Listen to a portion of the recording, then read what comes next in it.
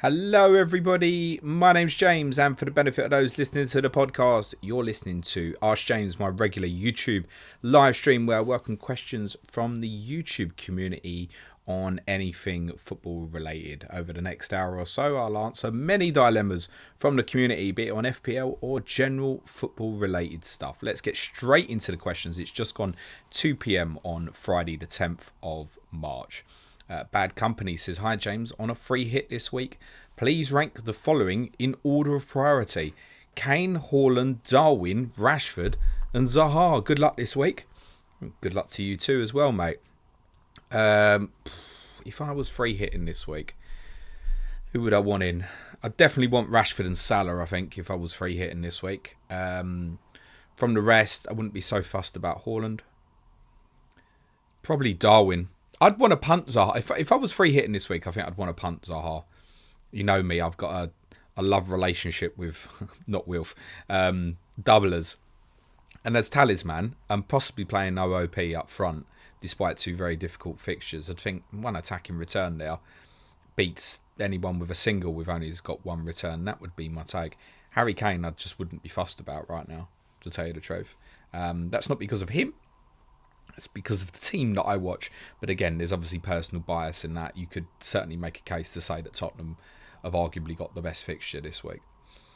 David Hunter says, do you think Mason Mount would be a good fit for Liverpool in the summer? Lots of rumours about this happening.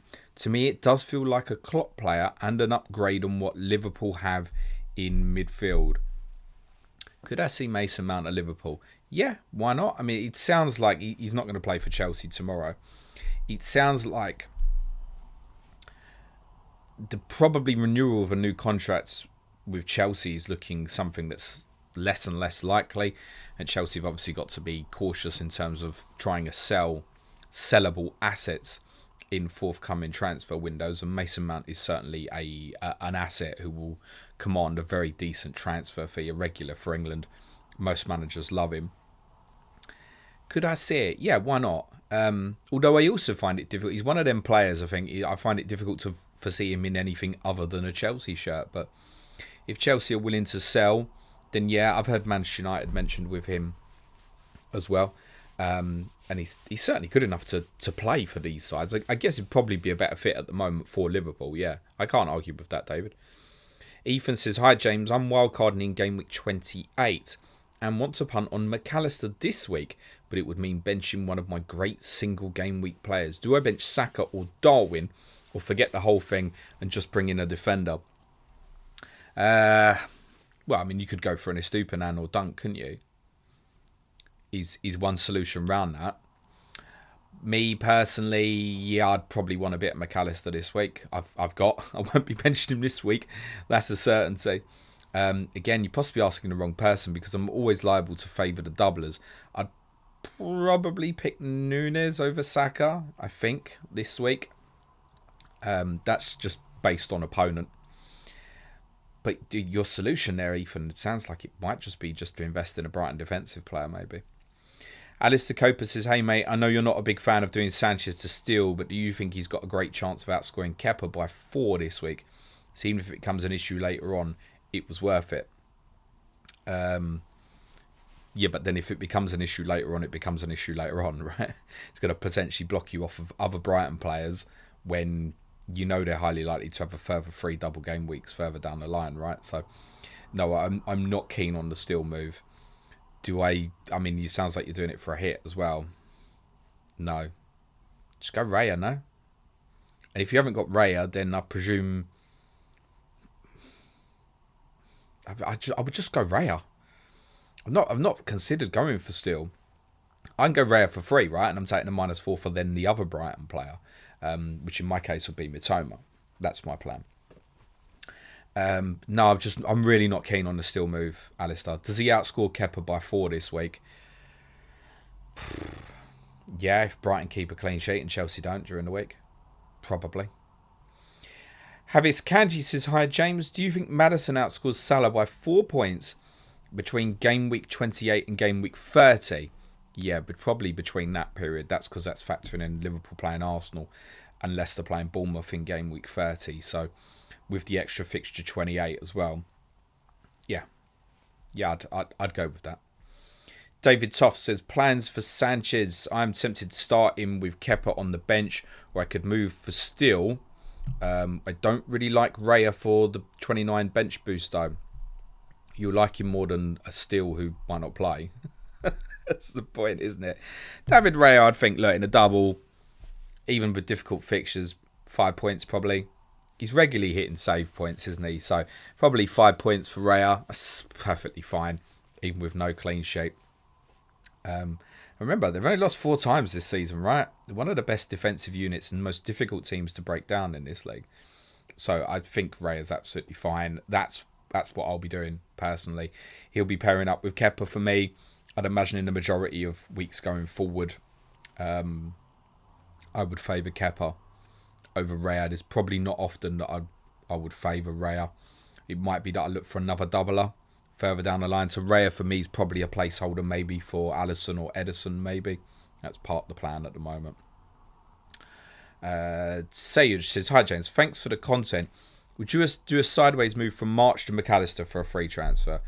I will sum up what Sam Murray said on Clash to Correspondence yesterday, which we pre-recorded on Tuesday, and I'm fairly certain his opinion won't have changed. Is just get what you want and stick with it. So no, I would not make sideways moves like that at all. No, I've got McAllister. I wouldn't dream of moving that to March and Mitoma, and I think it'd be similar between the other two as well. I just wouldn't go sideways on it. I don't think we can say with certainty, any of us, this is definitely the best one for the next 12 game weeks. And what you go with, admittedly, you may have stays in your team for that long because of the doubles that Brighton have got left. No, I think it's wide open between the three of them. We'll all feel like whichever one we don't go for will be the one that scores the highest, right? I know the analytic crowd aren't particularly keen on Bitoma at the moment. Well, at least that's how it's being perceived on my timeline. But I think he's a great option. That's who I'm going for. It's based on the eye, basically. I think Solly March is a brilliant option. I wouldn't sell him if I had him. Definitely wouldn't, personally. So with what you've got, I wouldn't go sideways with Brighton players. Scott Dunkley says, help. Am I absolutely mad to even consider taking out Rashford for March? I wouldn't do that. No, I think Rashford's got probably, I mean, I said Kane arguably, but no, actually Rashford's probably got the best of the fixtures of the single game week players. He's arguably most popular captain in game week 29. I think people might land there and might look at differentials like Maddison, for example, when it happens. I think Rashford's probably going to be the most captained. It's not an easy double, by no means at all, Newcastle and Brentford. But if this form maintains, then you'd certainly fancy him to return over those two. So, no, I would not be moving out Marcus Rashford for any player at this moment. It's easier for me as well with the value. If you bought very recently, it's an easier sell. But, no, what did he go up to 7.4 this week? I think I got a 6.6. It's not going anywhere for me. Absolutely not. Neil Thompson says, afternoon, thanks for another great week of content. Loving the look of the new space. Bet you can't wait to get into that. Yeah, look, we're really looking forward to it. For those who might have seen the post on my timeline yesterday, a little aerial view of the studio space, which I genuinely can confirm is now ours. That's ours. So there's lots we would like to do in there. I think it's going to really possibly take our content towards the next level. Particularly some of the stuff I do for patrons, such as talking tactics and stuff. I can do not just visual stuff for games now, but actually potentially look at using things like tactics boards and things like that, because we'll have the space and we'll have the camera set up where we can do overhead cameras and things like that. So yeah, it'll be a long process. It's possible we may not start recording in there properly, maybe even till next season, maybe, because there's a lot of stuff we want to organise and sort out and get it right. But yeah, it's good. One of my favourite comments, I said this on the differential show on Patreon this morning, one of my favourite comments in response to the post was, I see you putting the Patreon money to good use, and that's what we always promised was part of the support on Patreon, was for us to try and improve what we're doing and not just sit still and invest that money. So yeah, very excited about it. I mean, we sit in a room and do the pods, which is, it's not the biggest, but it's perfectly viable for what we do. But we can do so much more with the space. Includes holding events even. The space is big enough to hold an event for, say, 40 to 50 or so people as well. And we'll be looking to do something with our patrons for that before the end of the season as well. Yeah, really excited about it. Neil, that's what we've just done. Thank you, Neil. Stavros says, hello, James. It was nice having West Ham in Cyprus yesterday. I'm leaning on wildcard in game week 28 as I do not want to have 2 to 3 Brentford assets going forward.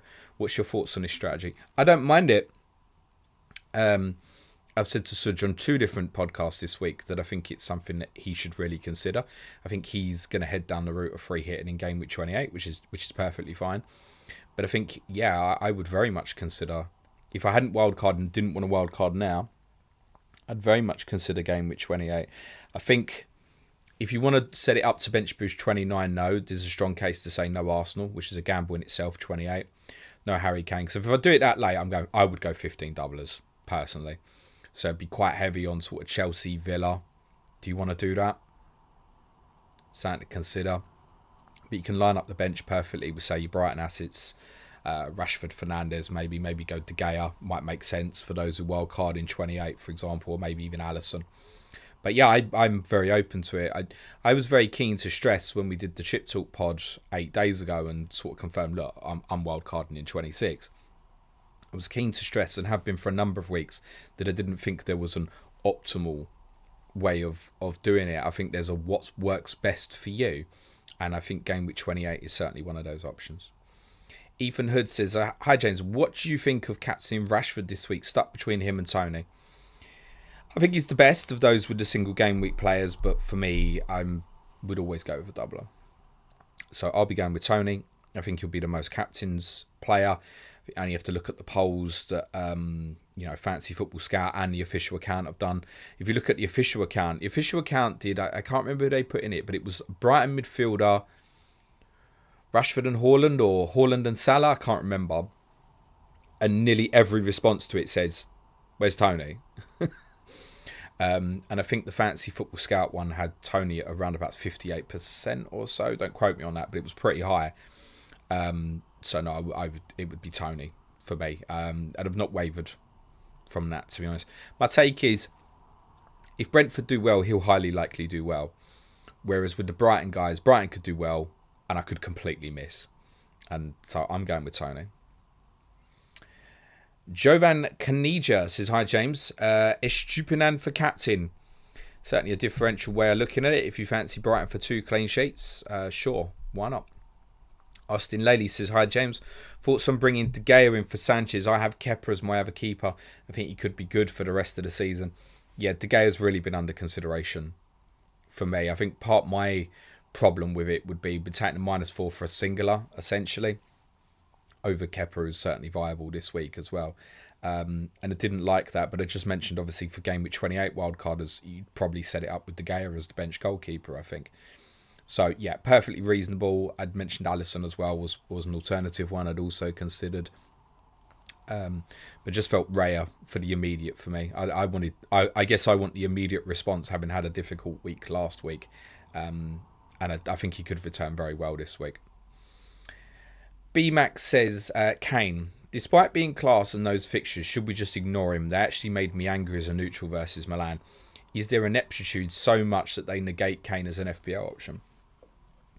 Don't doubt Harry. That's a clear message I've said on this podcast for 5.5 years. Never doubt Harry Kane. And even so this year, more than probably any other year, because of Son's underperformance. Kulusevski's not been playing well. Richarlison's not done the business. The midfielders don't contribute much to attacking returns.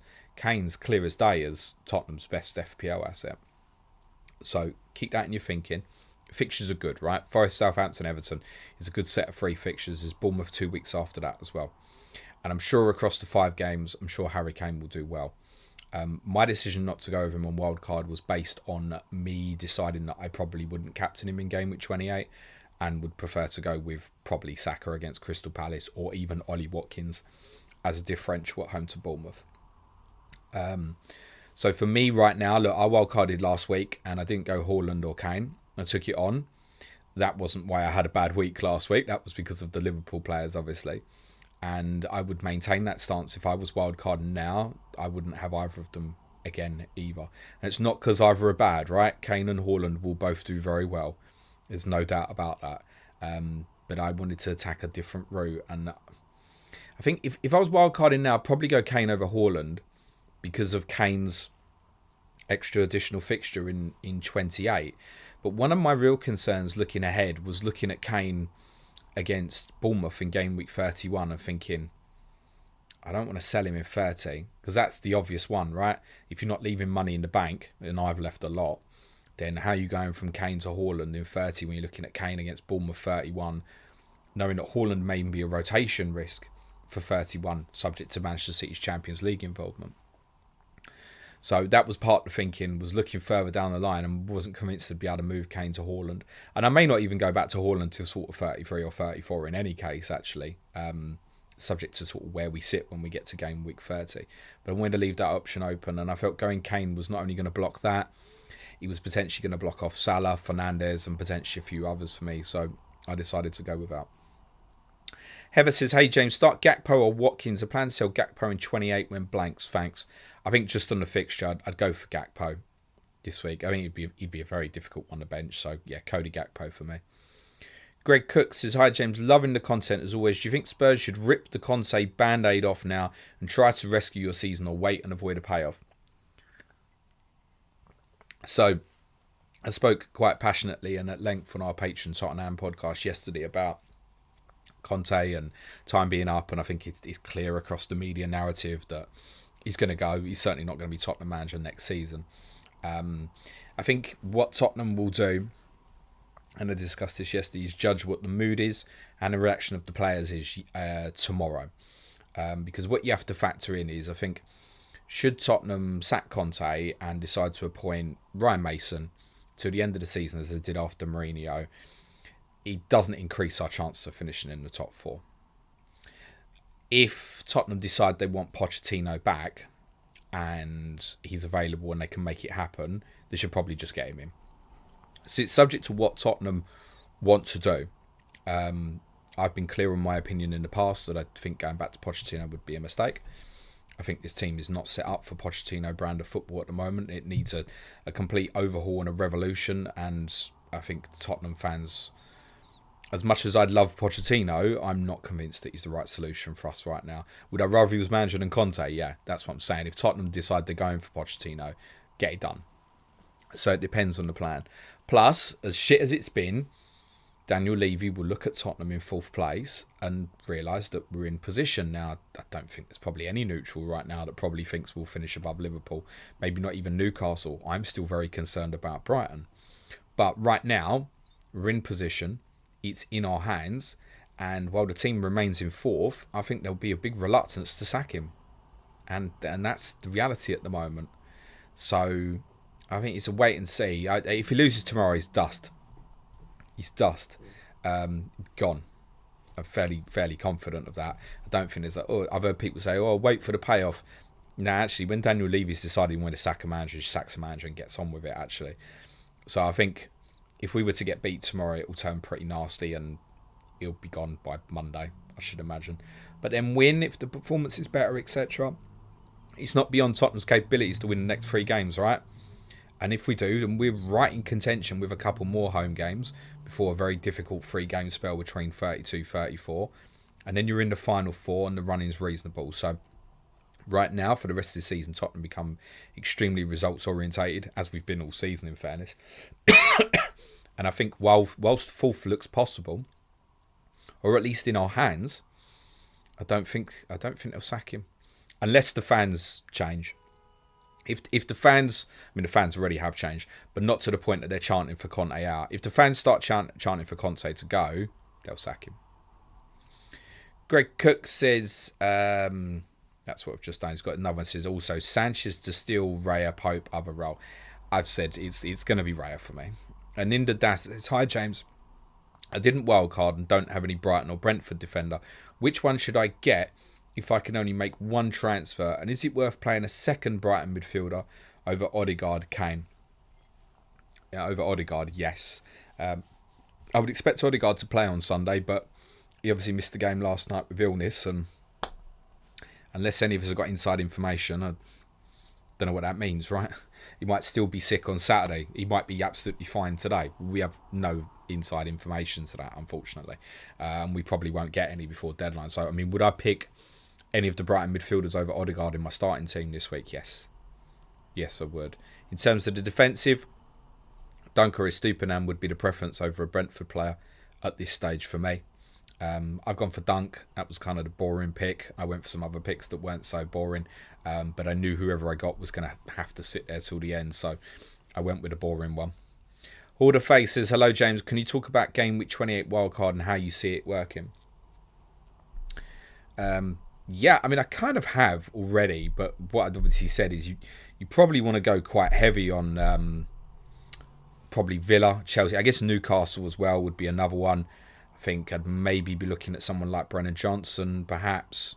You could certainly carry through the likes of Tony, but I think, yeah, I'd be very keen on Villa, Chelsea, Newcastle. I think they just cover you great for 28 and the double in 29. So do you want them to be the centrepiece of your thinking? Whereas now, I guess anyone doing it now is Brighton and Brentford, isn't it? You do it in 29, you can't bench boost, but then you're probably a bit more tempted by certainly Manchester United, perhaps some more Liverpool and stuff as well. Barry Allen says, hi James, enjoyed the pods this week as always. Plan to run through 27, 28, 29 without using the chip. Who should I look to bring in for Haaland in game week 28, budget of 8 million? Already have Tony and Watkins. I think information this week on Newcastle could be quite important. So I think Wilson or Isak. Possibly Kai Havertz. Good 28 fixture. 2 home games, 29. We think he's on the penalties now. Certainly twice taken one the other night. Not a terrible fixture in 30. Possibly a double 34, though it's more likely to be 37. So I think after 29 you can look at an alternative should you want to. So I think with Watkins, Tony on board, at that point of entry, Johnson's another name to consider because they've got a great double in 29, but then presumably you may have that going up against Newcastle defensive coverage in 28. So I think Newcastle or Chelsea attacker would probably be where I was looking. If I was wildcarding this week, by the way, and free hit in 28, I would strongly consider Danny Ings. Decent fixture at home to Villa, former club. 29, also against the former club Southampton at home, and another home fixture with Newcastle. And I'd want to move that on quite quickly after that, I think. But yeah, if I was wildcarding now and free hitting 28, Danny Ings would be very much under consideration for me. Frederick Hertz says, might do Trent to Dunk. Would you rather roll? Reluctant towards Brighton midfield since I got Salah, Rashford and triple Arsenal and want to stick with that for the long term. Well, these questions are difficult to answer when they don't know what you've got planned going forward, right? Both those teams blank in 28. You do get an extra fixture now. Would I do it? I'm not sure I would with that Trent fixture, to be honest, this week. I'd look at the possibilities. I've had 5 clean sheets in a row. Borderline. Certainly wouldn't do it for a hit. I probably wouldn't do it. I don't think. Holler Stammer says, no question for me this week. Just wanted to say hello. Hello, Holler. And all the patrons in Slack want to wish you hello as well and tell you it's going to be a good week, mate. Carl Wells says, hi, mate. No question. Just here for the content. Thanks for all you do and smash a like, people. Thanks very much. Yeah, there's about 10% of you watching live at the moment. Hit the like button. Doesn't cost anything. Smash the button, guys. It'd be very much appreciated. Drico04 says, hey James, hope you're well, mate. With De Zerbi's comments today on Steele, do you think it's worth taking a -4 to swap him with Ward? Extra game this week and a better double in 29. Extra game this week and a better double in 29. But are you playing him this week? It's Chelsea at home. Brentford away 28. We actually fancy him for a clean sheet in either. So I'm going to guess you've got another goalkeeper. If you've got another goalkeeper, I wouldn't take a -4 to just get him in for the bench. So it's kind of what I'm reading between the lines of that. Jonathan Nagy said a few rumours of Luis Enrique next Spurs manager. Thoughts? It'd certainly be one of the better choices. Very much enjoyed what I've seen of Enrique Spain. And it can frustrate at points, but I've not seen a Luis Enrique Spain team with a brilliant number 9 up front. Not that there's any guarantee that the number 9 who wears 10 will be wearing our shirt next year. Yeah, I mean, I would be fine with that. If you said to me tomorrow, Luis Enrique's taking over, I'd be like, I could get on board with that. Yeah, absolutely. He wouldn't be my first choice. I've been very clear on that for a while, that I got a bit of a love in with Brighton's manager. I think he's astonishingly good, and that's who I'd want. But yeah, Luis Enrique, I'd arguably prefer to have Enrique than Pochettino. Let me say that, Jonathan. Greenback Sucker says, good morning, James. Good morning to you too. Gooner Mate 1291 says, sell Sanchez for Steel Raya or bench him and play Kepa. Looking to bench boost 29, so need to fix this unexpected issue post wildcard 26. I think for me, the clincher is, so that bothered about getting Raya in for Sanchez this week? No. But I'm denying myself what I really want, which is an extra Brighton player. And obviously that's one where, if I'd have gone back and did the wild card again, I'd have gone 2 Brighton attacking players and just gone with Raya. I sucked myself into Sanchez on the basis that I could bench him and 3 other 28 blankers in game week 28. That's what suckered me in. I never thought it was a better choice than Raya, and I'm not the only one who made that choice. So it's to amend that. I think I also had concerns that going to attacking Brighton would potentially block me off in the midfield area, but I think heading for me towards something that would be like Mitoma, McAllister, Maddison, Fernandes, Rashford, or Salah instead of Fernandes, for example. And that's what I spoke about, the blocking off. Because in my mind, I was thinking, get to Salah, or maybe Luis Diaz once he's fit, Fernandes, Rashford, Maddison, and a Brighton attack. And going to 2 means I'm certainly going without one of them further down the line. And that's what put me off. But I think, look, I need to amend that. Just put your hands up and say, made the wrong choice. As I warned, I'll make wrong choices on wild cards. Everybody always does get something wrong. So I need to amend that. And that's part why Sanchez got to go for me. JP says, your best punts for someone wild card in this week. Again, I mentioned Danny Ings. I think if you're free hitting 28, I think that's nice. I think Brennan Johnson is one you could go now and you could probably bench this week, because most of us have got benching headaches this week. There are a number of players to consider. Again, it depends on your strategy. You bench boost in 29. If so, then to be honest, we are looking towards those players doubling 29. I think Dominic Solanke is not a bad target either. Again, bench this week if you wish. Covers you in the blank at Villa. Nice little double in 29. They're difficult games, but they're both 2 home games. That's reasonable. But Emi Buendia would be a really strong consideration for me. Maddison, I've already got, would certainly be on list. I think Ben Chilwell would be the pick of the Chelsea defensive players at the moment. There's a number of players for you. JP says, thoughts on Mitoma and Estupiñán coming into the double game week 29 from Japan and Jamaica. Estupiñán's Ecuador due to play in Australia, aren't they? I wouldn't read too much into it. Most of these are not high-profile players, games for the teams who aren't in European matchups, so I wouldn't stress about it too much. I certainly wouldn't let it define my selection right now. Like, I'm going Mitoma. I wouldn't go March based on, worried about Mitoma and Japan. That's the one I want now, so that's what I'm going to go and do. Andre says, best Brighton option right now. Look, I put my neck on the line for McAllister last week, so fine, I'll stick with that. But if I was captain one this week, in honesty, me personally, and I know most people will probably disagree with this right now, because his underlying doesn't look as good as the other 2, I'd be going with Toma. James Brennan says, hi James, bench 2 of Maddison, Trippier, Iheanacho, Martinelli, thanks. The 2 Leicester players, mate. Sweet Blues says, hi James, as someone who just joined your Patreon, how do I get access to the Slack channel? Send me a DM on Patreon, mate. I will check the messages after the stream, but send me a DM on Patreon. I'll get it to you within 15 minutes at the end of the stream, mate. If not, I'll have a look at new patrons and there'll be a new message incoming for you, mate. So I'll send it to you not long after this stream, mate. JP says, Richarlison start now after his rant. This is an interesting one. It could go either way, Conte. I think most managers would go, no, you ain't playing. Bin him off. But Conte might just go, shit, I'm under attack. I want to keep him happy. Play him. Could be.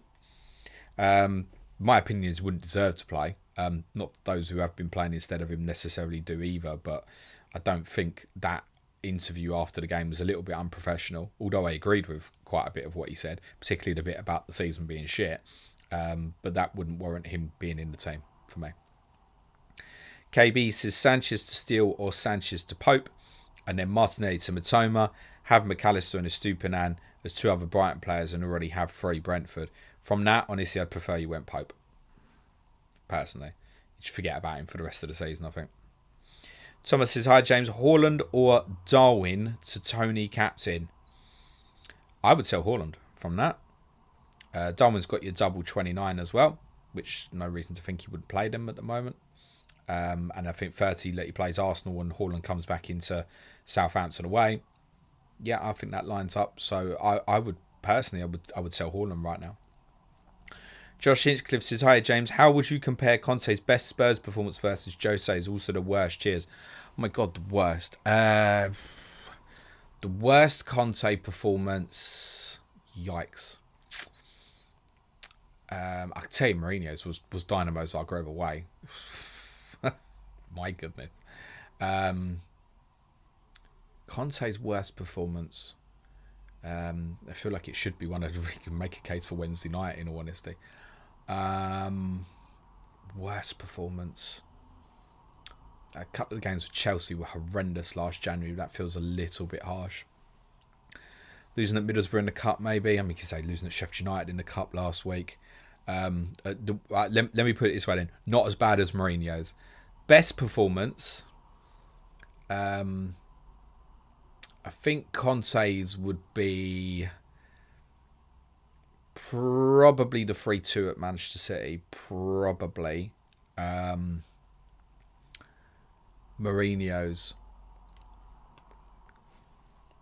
I guess on scoreline, the 6-1 at Manchester United, but then Martial got sent off when the game was 2-1, didn't he? So, trying to think of big game one. Had some fortuitous and one good victory against Manchester City under him. But, well, Mourinho's bad. I suppose it'd have to be the 6-1 at United, wouldn't it? And that United were just in a really bad place at that moment. So,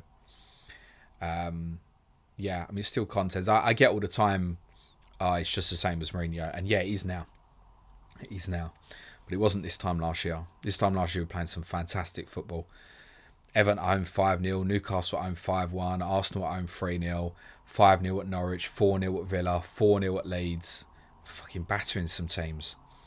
We played extremely well March to May. There was a stat going around for a while, wasn't there? We were the highest scorers in 2022 for a long time. So it wasn't always shit. It wasn't. But I think that the players probably hit the wall under him much earlier than we'd anticipated. And in hindsight, looking back, that was probably around October time, actually.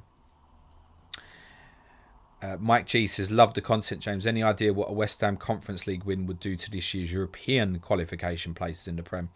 The Premier League rules are so unclear. I said on something the other day I need to look into this. And as far as I'm aware, we would just have 2 teams would enter the Conference League. So let's just assume Man City win the FA Cup, for example. They'll be favourites at the moment.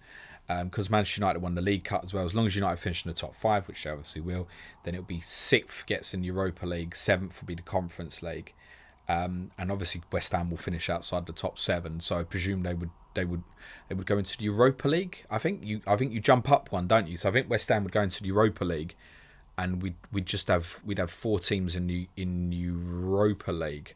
So that would be, is that right? 4 teams? No, 3 teams. So whoever finishes 5th, 6th, which currently on league position, I guess, would be Liverpool, Newcastle, and West Ham would go in Europa League, and whoever finished 7th, which I think currently is Brighton, I think it's Fulham actually at the moment, would go into the Conference League. I'm pretty sure that's how it would work. I don't think it affects anything. I think you just get additional places, don't you? So if Chelsea win the Champions League, there's 5 teams in the Champions League next year, if we assume Chelsea don't finish top 4. So I think you just get an additional place, I think. As long as that team hasn't already qualified. So obviously if Chelsea finished top 4 and Chelsea won the Champions League before English teams, doesn't drop to 5th. But if the team that wins it obviously finishes outside the places, I think you just get extra spot, I think. Just a dad posting stuff. Afternoon, James. Is it worth March to McAllister, given March might be carrying a slight injury, or just roll free transfer? Again, I would just stick. We know Solly March is going to travel to Leeds. Yes, he has had an aggravation of an injury, but De Zerbi said he's absolutely fine and he's not a bullshitter. So I'd imagine Solly March will play. I wouldn't change that right now. Josh Telling says, hey James, non-FPL question. If Kane were to leave Spurs this summer, who would you like them to go after up top? Or would you stick with Son, Richie and spend £1 strengthening elsewhere in the team? I said on Tottenham yesterday on Patreon that I would keep the right backs. We've obviously got Destiny Udogie will join from Udinese in the summer. I'd keep Bentancur, and every other first choice player could go, as far as I was concerned. And that includes Kane. It's what I've said already. Like, if people think, Pochettino's going to come back, Tottenham are going to be a pressing team again with Son, Kane, Kulusevski. Sorry, you're in a dream world. It would be better. It would be better, in my opinion, for Tottenham if Pochettino comes back, if they sell Kane, Son, possibly Kulusevski as well. Get the money in and do the painful rebuild. That's genuinely what I believe. Do I want Kane to leave? No. Do I want Son to leave? Not really. I want him to rediscover his form. But I think Tottenham are at a stage now where they should consider the money aspect of it. And I don't think any Tottenham fan can begrudge Harry Kane. If he wants to go to Manchester United, thinks they can challenge for the league next year, good luck to him. That's fine. I accept it. It's fine. Richarlison, I think, could be part of a Pochettino pressing team that could work quite well, actually. His off-the-ball stuff's pretty good without the ball, and not so much with it on occasion. Son offers a counter-attacking option, which Pochettino began to lean towards more the more he played Heung-min Son in his previous spell with the club. So, no, I'd like Tottenham to find domination, strength, style, enjoyment. I'm tired of counter-attacking football. What have I had of it now? 4 years of it. I'd like Tottenham to be progressive and stronger and dominate when we play teams that are inferior to us. That's what I'd like. So, who would I like Tottenham to go for if a Kane left? Not necessarily anyone. I'd just like Roberto De Zerbi to come in and we can play without a striker. Is that a good enough answer? KB says, don't like Brighton double mid, as I would love to have Bruno, Salah, Maddison, Rashford 2 from 29. Is Ferguson punt good? Yeah, I mean, it's part of the problem I've mentioned with those midfielders. You can see where the template's heading, right? Ferguson is the best enabler in the squad. Sorry, let me rephrase that. Ferguson is the best enabler forward in the game. No doubt about it. But he also takes a Brighton spot. And you've got Welbeck and you've got Undev in competition. It's not for me at the moment. I'm going to regularly end up benching a player that I'd like to play. It's just reality. Especially as well, considering you go that 5 in midfield. So if you're looking at him going, I definitely don't want to have 3 Brighton going forward, despite the amount of doubles they have, and you want to go 5 in midfield and Ferguson's your third forward, fine. But I think there's every chance that this conversation we're having now about Brighton players, we will have it again for the future doubles that they have. Despite the fact there will be more difficult fixtures in those doubles, it will still be appealing. It's not going to be 15 teams doubling in 34, right? It's probably going to be 6. There'll be 1. It's probably going to be 4 teams doubling in 37. There'll be 1. There's the additional fixture with Newcastle. There'll be 1 of 2 teams double, right? They're never going to go far from our mind. Therefore, I personally at the moment wouldn't want Ferguson. Not because I think he's a bad asset at all. He's not. But just because I'd rather have the power in Brighton somewhere else. Finley Sinclair says, play one of Watkins, Maddison, Shaw or Zinchenko. Play one? Probably Maddison. Moshi says, I'm tired of FPL. Do you know what? If you're tired of FPL, the honest answer is, and this is not a sarcastic answer, this is a genuine answer, stop playing. I said on Tuesday's podcast at the end, if anyone was struggling mentally, dive in my DMs. That's why they're open. And I've had a number of DMs and long conversations with people over the last few days. And I've said to a few of them that I think, like, if there's no enjoyment in the game, stop playing. Honestly. I'm not going to sit and go, I'm going to lose a viewer or I'm going to lose a downloader because you stop playing. No, your mental health's more important. If you're not joining FPL, stop playing. Genuinely, it's that obvious for me. There are so many more important things than FPL. If I was struggling with this, if I was struggling with the enjoyment of the game and doing this as a job, I'd have to say to Suj, I can't do this anymore. Sorry, mate. And that'd be the end of it. Divesh says, really torn between captain Kane, Rashford, McAllister and Tony. Help, please. I'll be captain Tony, as I've explained previously. Neil Grover's in, my Bournemouth correspondent, who those on YouTube may have seen from the revolving graphics. We'll be on Clash of the Correspondents next week with Lee Jackson, previewing Villa Bournemouth next Thursday. We've also got Chelsea Everton with Gary Mantle and Sean Norton for you next Tuesday as well. Neil says, all right, mate, think I should warm up my rock ready for me to hide under on Saturday. And Neil obviously is a Bournemouth fan. He's referring to the fact he got his pants pulled down by Liverpool fairly badly earlier in the season. I'll tell you what, Neil, I'll go out on a limb here and say it won't be 9-0 this time, mate. Matthew Derbyshire, I hope you're well, Matt, says, hi James, hope you and the family are well. Everton will 100% be a championship club next year, won't we? We certainly cannot say 100%. If you want my honest answer, Matt, I think you probably will go down still, yes. I think ultimately it may well come down to yourselves and Leeds. The wins have got to come soon. Fixture list is rough, but certain fixtures like Brentford at home this weekend, Tottenham at home in 29, are winnable for an Everton team if they've got the full backing of the crowd, which I'm sure they will do at Goodison. The home fixtures you've got left are tough, and that's really concerning. Because there isn't faith for you to go away from home and to actually win games. Although you'll know I tipped you up to win at Forest last week. So you've got the best man in charge, Matt. Absolutely confident in that. It gives you the best chance. I think I'd have been close to 100% if you'd appointed anyone else. I think it gives you a really realistic chance, actually. I think it'd be close. Do I think Everton will go down? Yes, at the moment I do. But it'd probably be sort of 60% on that. Druv Garodius says, best captain choice according to you. I've said Tony, so I'm going to skip that. Jerry Dharma Hughes says, hi James, hope you're doing well. Non-FPL question, do you think it is best for Kane to part ways with Spurs with his recent links to United, for Spurs to rebuild for life post Conte? Good luck for this week. Yes, I do. Yes, I do. Please don't misunderstand. I've kind of already mentioned it. Like, do I want Harry Kane to leave Tottenham? No, of course I do not. Absolutely do not want to see that bloke wear any other football shirt.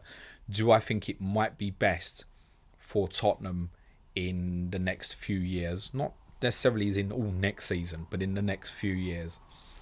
Yeah, I think it might. I think it might, for where I think the progression of the team needs to go. It really does need the painful rebuild that Pochettino mentioned in 2019. And I suspect he will be given the chance to have that painful rebuild. And there isn't anyone who will come into Tottenham and want to sell Harry Kane. Of course not. But it might be best. And there's 1 year left on his contract in the summer. And I've said this previously. If he signs a new contract, and I said this a month ago, if he signs a new contract, then he's got as much love for Tottenham as I've got. And I don't believe that he does. And I don't blame him. I don't blame him if he wants to go.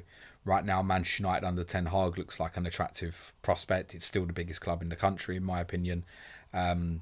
All praise to him. If United offer the money, which I think Tottenham this time will have to take, then off you go. Be sad, but I think it might be the right thing to do.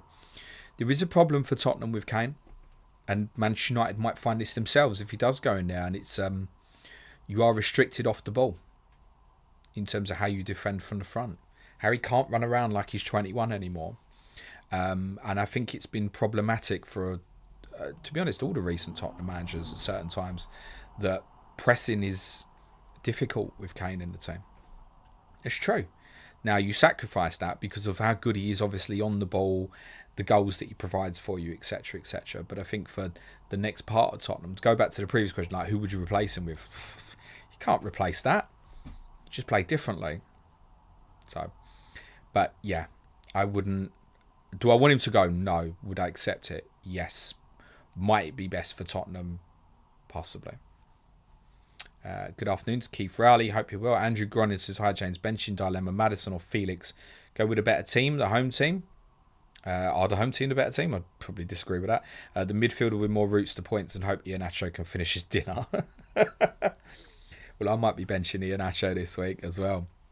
And that's partly because I guess there's a small chance that after last week he comes out of the team. I do think he'll start, but I think there's a chance of that. And I think it's such a headache this week. I'd hate to pick the guy in the team who might not start, although I'm sure he probably will. I think I'd go Maddison, mate. It's exact. It's the talisman status. What have we had from Felix so far? One return. Good player, sure. If Leicester have a good day, you know he'll be involved. I don't think we can say the same for João Felix. So, me personally, I'd play Maddison. Brain Clough says, "Oh, is it Friday?" It certainly is, mate. Dave Perrins, hello Dave, hope you're well. Says, "Hello, mate. I'm just inside top 300 in Sky, having another great season. I have 16 transfers post international break. Needs to be different. What a couple of big left field punts I can make to have a crack at getting towards the prizes." I mentioned Ollie Watkins quite a lot at length on Wednesday. I think that's one. I think Emi Buendia is another one potentially to attack. If your timing is right, something like a Brennan Johnson, it was probably, I mean, in hindsight, it was obviously last Sunday was the time to attack that. But you see these players, if you can get them at the right time, Dave, yeah, you know, with Sahar, maybe even next Wednesday, they have a brilliant run to the end of the season. You know how frustrating that is, but most won't go there. Dave says also, "Hi, and lots of love to you and yours, and to you too, mate." Dara Sam Maguire says, "Hi, James. Happy Friday. Looks like Burnley will come up." I mean, no shit. That's a definite. How do you think they will get on next year with the style Vincent Kompany has been playing? A long conversation with my dad about Burnley a couple of weeks ago, actually, on one of the shit away days we went on. And I said that if you dropped them in the Premier League now, they would stay up comfortably. Because teams would have real problem against them stylistically. So they'll go one or two ways. They'll either start really slow and get better, or they'll start like a train and teams will get a bit used to them and it will calm back down. But yeah, there's every chance they'll come up and be a mid-table team, I think. Yep, but it's very possible. You have to remember there's limitations on the club in terms of spending power, size of football club, etc. But look at Brentford, look at Fulham, look at Brighton even. Brighton has real potential, I think, to grow as a football club more than the other two. But yeah, you know, could Burnley finish top half next year? It's possible. I'll tell you what, there won't be many people tipping them to go back down, honestly. Skit says, "Hi James, what's your thoughts on people that have no chips left at this stage? Will it be hard?" It will be manageable. It will be manageable. In a weird way, possibly more manageable, because take 29, for example. You're not focused towards a bench boost, so you can go, you know, you could, for example, if you want to, just hypothetically, you know, bench your Arsenal players with a single, bench Haaland. You can make more of a case to keep some of these stronger players, maybe, where people are attacking differently, perhaps leaving money in the bank. No, I think it's completely manageable. I think you probably time it, so now you're looking at Brighton, Brentford. Next week, you're looking at Villa, Newcastle, Chelsea. Getting a 29, start thinking about possibly Manchester United and maybe Liverpool. Getting to 30, etc. Start thinking about Man City, and you just sweep that through from there, and it's manageable. Tom Sleeman says, "I'm wildcarding this week and plan to bench boost in 29. Is it too risky to go for both James and Chilwell on my wildcard?" I think, look, the best Chelsea asset for me is still Kepa. So do you want to go free defensive? I would pick Kepa over either of them for a team setting up for a bench boost. And I would go Chilwell over James at the moment. They do not want Reece James to break down again. That's not to say he won't play in 28 and won't play both in the double. He absolutely could. But, you know, it's like this, he's played one game in the week. He's going to miss this one with illness. I'm not saying he's not ill, but I think they're possibly protecting him. There's all legs going in that Champions League, aren't they? So it's got to be doubtful that James plays Villa on April the 1st and Liverpool April the 4th, isn't it? And even if he does, I don't think he's playing at Wolves on April the 8th before a Champions League quarter-final. So that's a no, really. DJL says, "Play Trippier or Robertson." That's straightforward for me, actually. Play Trips. Yeah. I'd thought about this because I thought someone would ask this sort of question on a deadline stream tomorrow, and I can tell you now I've got Trippier above Trent on the bench in dilemmas, so similar will apply.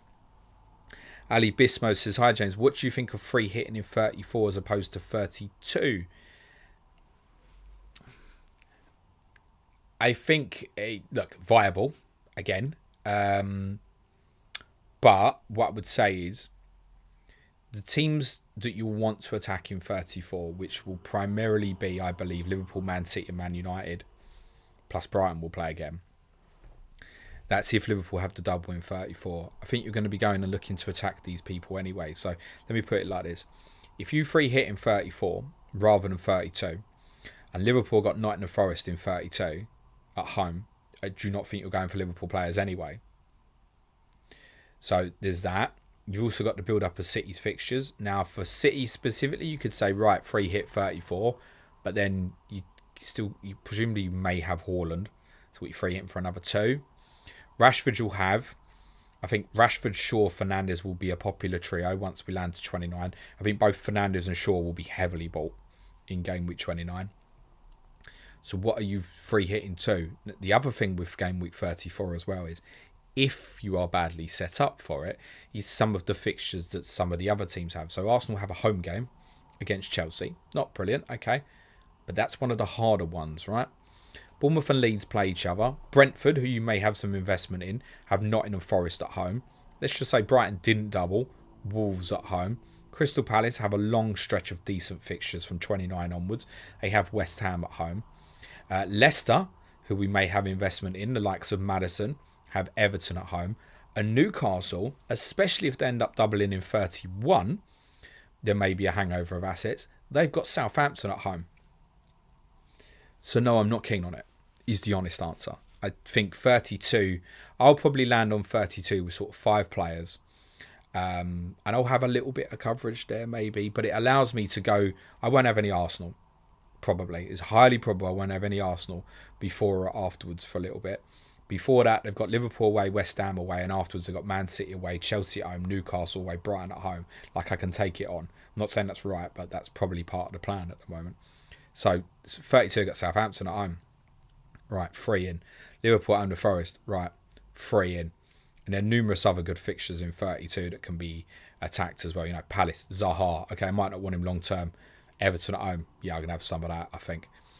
West Ham go to Bournemouth, the likes of Danny Ings, etc. Yeah, there's plenty that I can get interested in 32, for example.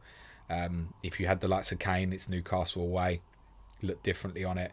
Leicester at home to Wolves, decent. Fulham, if they're at home to Leeds, you know, Mitrovic dipping back in for a week. There's loads to be interested in 32 that for me, and again, I can't see your team or anything, makes a lot more sense for me, to free hit in 32 rather than 34 personally. Ben Scott says, would you transfer in Tony the Tiger for Kane? Not sure I want to get rid of him with such good fixtures. This is why I went for all 3. I say I went for all 3. Most people went for all 3, let me say, on the template wildcard last week. Was partly this, I imagine, because it looks great for this week. Obviously it does. I don't know. That's tough. I think probably yes. I probably would. Because I think he's the best captaincy this week. So on that basis and with an extra fixture, I've probably got to say yes, haven't I? Chris says, what's your captaincy order this week, James? It will be something like Tony, Mitoma, McAllister, March, Rashford, Salah, something like that, I'd say. Haaland in there somewhere, obviously, as well. Vinny Stone says, hello, James. At the bottom end of it, though. Vinny Stone says, hello, James. I was considering going against the grain and captaining one of the Brighton boys. Not sure it's that against the grain, mate. Do you know if there is a possibility of the Leeds game being postponed due to snow? Look, is there a possibility?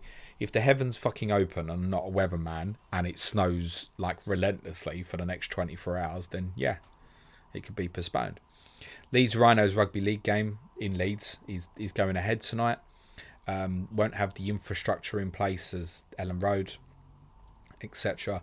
The temperatures are going to dip slightly below freezing overnight, but by kick-off tomorrow it's going to be fine. I genuinely would be very, very surprised if that game was postponed. I would put the chance of it going ahead at the moment right now of about 99%. And again, I'm not a weatherman, and if it gets postponed, then fine, come at me. But I'm pretty sure it'll be fine, mate. Dennis Maximoff says, hi James, a bit late to the stream. Please ignore if answered. Who to choose between Martinelli or Watkins? It'd be Martinelli for me, mate. If I presume that's just based on who to start this week. Paul Jones says, have you got a prediction for the Spurs backline this weekend, please, mate? Sure. What I'd like it to be or what it will be? Okay. What I think it will be. Jesus. Dyer, Longley, Davis. Dyer probably play right side centre back. Emerson, Perisic. I think. Me personally, In a fixture like this, I would play Emerson Royal right-sided centre-back. I'd play Dyer centrally. I'd probably play Longley left. I'd play Porro at right wing-back. And I would consider going rogue and playing something like Danjuma at left wing-back. But that's me. I mean, well, the reality is, Paul, if it was me, I'd play a fucking back four, wouldn't I? But if I was playing Conte's system for this fixture, yeah, I'd come up with something like that, mate, yeah. Business Cat says, have Sanchez and 3 non-Ratter Brentford players. Oh, okay. Best approach. Switch to Steele, play Kepa and sit tight, bench boost 29. Go for De Gea, Pope for future doubles. Could allow 3 times Brighton mids. Non-Ratter's got to be non-Raya. You got 3 non-Raya Brentford. Okay, I understand now. I would have gone De Gea. And I think that's better than Kepa this week as well. Southampton at home, I think you'd play him. So, yeah, if I'd have been in that position, probably De Gea. I'd throw Alisson's name into the hat on top of that to consider as well, if you bench boost in 29. Disable says, actually, Mitoma is highest on FPL review. If all got 90 minutes, James. He's rated very highly by analytics crowd. Okay, there you go. Stand corrected. This is what happens when I see shit on my timeline that's not necessarily correct. So, very happy to be corrected on that, Luke. They're all good options, aren't they? They're all good options. But I have seen some wild claims this week. Yeah, I want to swap March for this player. I want to swap Mitoma for this player. As I've kind of said, keep what you've got, crack on with it. Mitoma, Luke, as I've mentioned earlier on the stream, for me is the one that I'm going to go to. So, I mean, that's reassuring, but it wouldn't have changed my decision either way anyway. Craig Boy Crook says, hi James, Captain O armband on Tony or McAllister. It'd be Tony for me. John Hughes says, hi James, just wanted to say thanks for the content. I'm marathon training at the moment. Your pods really help whilst I'm pounding the pavements. Keep up the great work. Glad to hear we're helping, John. Very best of luck. I'll cover 3 more of these guys and I'm going to have to leave it there, I think. Static says, hi James, hope you and the family are well.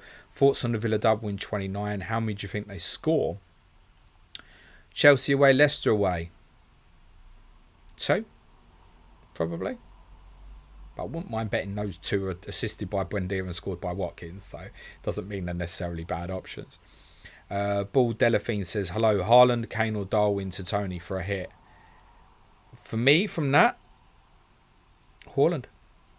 You got Kane covers 28. Darwin's got the 29 double. Sell Haaland. But I don't know your strategy, right? So if you say, I'm free hitting 28, yeah, changes the game. I'd arguably maybe then say Kane. Sam Cook says, hi James, love the content week in, week out. Really not sure who to captain out of Tony, Mitoma and Rashford. I'm currently thinking Rashford due to Old Trafford record. Excuse me. And not wanting to get double game week fever. I think Rashford's the best choice, mate. Go for it. But you'll have heard my opinion by now, I'm sure. And I'll finish on this for John and hope Suj is listening. It says, hi James, would you bring in Tony this week for Haaland or wait until next week? Thanks. I would do it now. I did it last week. Excuse me. We'll leave it there, guys. Sorry to those I didn't get through on the chat, but I hope the questions answered have given you a perspective of my thoughts ahead of the game week. For advanced tier patrons, your team news stream will be at 5 o'clock today. There's another opportunity for the YouTube viewers to get in the chat and ask questions tomorrow. The deadline stream will be live at 10 a.m. UK time on the Planet FPL YouTube channel. But just leaves me to say thank you very much to everybody who's contributed as ever. Be nice to each other. Play it your way this week and every week, guys. For the benefit of those on the audio, cue music, please, Manchild.